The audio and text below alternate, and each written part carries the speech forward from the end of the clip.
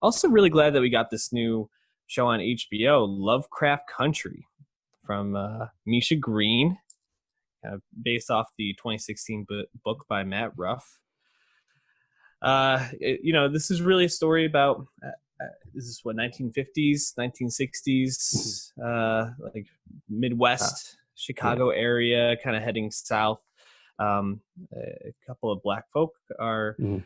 traveling to find different things for themselves. Jonathan Banks' character is searching for his dad. You have You say Jonathan Banks? did I just say Jonathan Banks? I Oh thought I God, started that. Mike Ehrmantraut, man. Oh God, my bad. I wrote down the wrong name. That's why I'm looking at it now. Sorry, let me pull it up here. Jonathan Majors, Jonathan Majors, the thank young you. goat. Those short names mess me up. Jonathan Majors is traveling to try to find his dad as he has gone missing. So he travels back home after going to war. Yeah. Um, Post you Korean have War. Journey Smollett, who's I don't know, kind of just like trying to find her way in the world. Doesn't really seem to have much to hold on to at this time. And then you got Courtney B. Vance just being their guide. The uncle. Pretty. I think I really like his character a lot in this. And it seems like we have a lot more to come after this first episode dropped on HBO this weekend.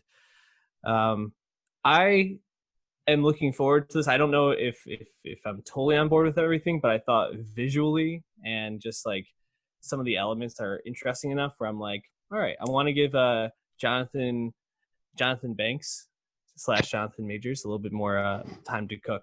How are you feeling after the first episode, though? Yeah, yes. Similarly.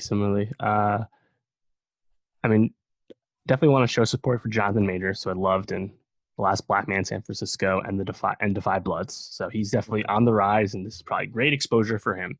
So happy about that. And this is another entry in the Jordan Peele Yeah. IP verse where he's a producer alongside J.J. Abrams, and this definitely feels similar to Twilight Zone. Uh, feels tonally like what the Peel Renaissance has been with Get Out and Us, obviously, right? And I think that's kind of been the big talking point thus far. I know the critics have seen, I believe, the 5 of the 10 episodes, but the kind of using like the the Lovecraftian like actual monsters to present a metaphor about the true monsters that were racist white people in Jim Crow America. Like Mm-hmm. it's pretty smart and tactful, and I think that's this first episode did a good job of highlighting that like actual terror Yeah. that just blatant racism was, and the fear that traveling as a black person at that time was. I mean, there's reference to like the Green Book, right? Like the safe Mm-hmm. places black people could travel to, Yeah. state to state. So obviously, we've only seen the first episode. I don't know how effective these metaphors will remain and stuff because you are kind of juggling a lot of stuff when you have this thing you're adapting, this novel, which in turn is heavily influenced by all those Lovecraftian horror stories, right? Mm-hmm. And when we're blatantly going to show that kind of horror stuff alongside this more prescient societal comment, it does seem like it's a lot to juggle. But through one Yeah. episode, I was quite invested, and we know that the dad that Jonathan Majors' character is searching for is played by Michael K. Williams, so that's Mm-hmm. exciting. And I mean, Courtney B. Vance just kind of being on the side too. Obviously, he's very overqualified for that.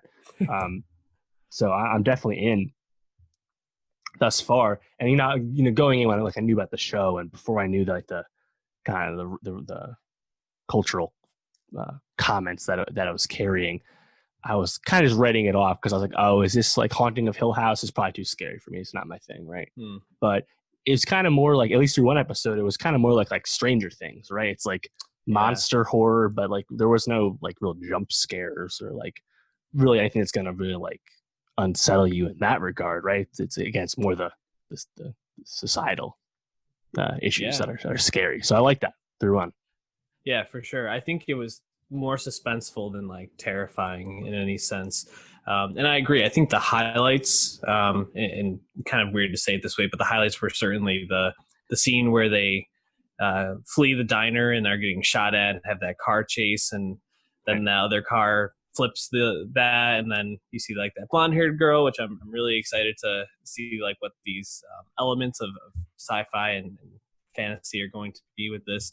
And then also obviously when they have to get across the county line, Yeah. by a certain time, that scene was incredibly anxiety producing for me. And then you kind of have the monster show up, and I didn't find that necessarily as compelling. And I think that might be where the show loses me a little bit, is some of these sci-fi elements that are going to be included. I don't know how on board I will be with them. I'm going to give them a chance, obviously, and I think the cast alone merits me watching this and just seeing what comes from it. But like you said, there's a lot to juggle, and when you have that many balls to keep up in the air, some of them aren't going to land as well. So I'm a little worried about that. You know, how are we feeling about Jordan Peele's like production? Like, I don't know, record here. He's had a couple of misses in the last few years. You know, after Get Out, he seemed like, you know, he was kind of poised to be the next Hitchcock, and Us was, I think we really liked it, but I think it left some people feeling like the logic didn't totally work out, and that turned them off. And then obviously we talked about Twilight Zone, and I think that was a big swing and a miss. Yeah. Apparently Twilight Zone season 2 had a really dynamite episode in that second season. I have not seen the second season. I haven't seen much talk about it beyond that one episode. But did he have something else recently too? I forget. He did. I'm pulling it up. Something we didn't see. Yeah, under his Monkey Paw production banner. Yeah, he has Candyman coming up. Oh, right. And then Hunters is also something he's got his fingers. Oh, the on. Amazon show Hunters. Interesting. That also didn't do too well. That's the Al Pacino guys, the Nazi Hunter show. Candyman, the director of Candyman, I forget her name. She was just hired to direct Captain Marvel 2. So that perhaps bodes well for Candyman, which I believe has been delayed into 2021. It has. But yeah, I mean, I don't know. Like, I mean, J.J. Abrams is the same way, right? He's attached his name to tons of, even Spielberg. Like, they attach their name to things, and who knows how much creative involvement they even have had. Like, I really just want to see Jordan make another movie that he directs, right? And that's what I'll judge him on. You know, I still really liked Us, but I understand that did not live up to Get Out. I think that was also kind of an impossible task, though, so I wouldn't really hold that against him.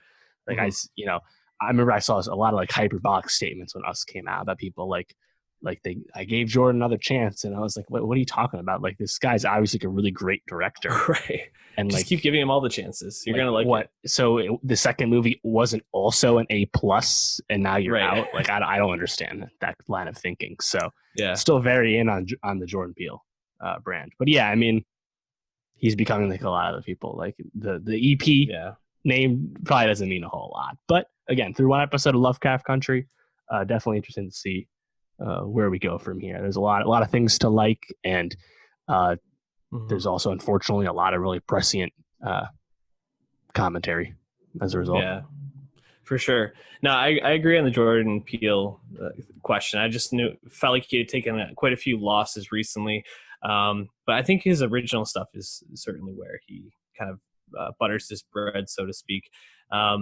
You know who really jumped off the screen in this, though? You know, and you have obviously Jonathan Majors, Courtney B. Vance.